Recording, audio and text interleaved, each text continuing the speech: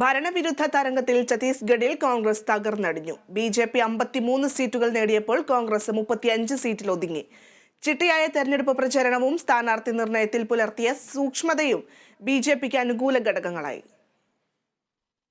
ഛത്തീസ്ഗഡിൽ ഭരണവിരുദ്ധ വികാരമില്ലെന്ന കോൺഗ്രസിന്റെ അവകാശവാദങ്ങൾക്കേറ്റ തിരിച്ചടിയായിരുന്നു തെരഞ്ഞെടുപ്പ് ഫലം. എക്സിറ്റ് പോൾ പ്രവചനങ്ങൾ കോൺഗ്രസിന് അനുകൂലമായിരുന്നുവെങ്കിലും പോസ്റ്റൽ വോട്ടുകൾ എണ്ണിത്തുടങ്ങിയപ്പോൾ മുതൽ BJP മുന്നേറ്റം പ്രകടമായിരുന്നു. തെരഞ്ഞെടുപ്പ് പ്രഖ്യാപിച്ചതു മുതൽ BJP നടത്തിയ ചിട്ടയായ പ്രവർത്തനങ്ങളും സ്ഥാനാർത്ഥി നിർണയത്തിൽ പുലർത്തിയ സൂക്ഷ്മതയും BJPക്ക് അനുകൂല ഘടകങ്ങളായി.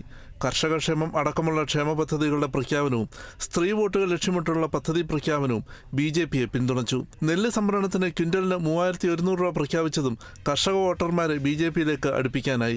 2018 കോൺഗ്രസിന്റെ വോട്ട് ഷെയർ 43%, BJPയുടേത് 33%. വോട്ട് ഷെയറിലെ അന്തരം കുറയ്ക്കാൻ BJP മെനഞ്ഞ തന്ത്രങ്ങൾ വിജയം കാണുകയായിരുന്നു.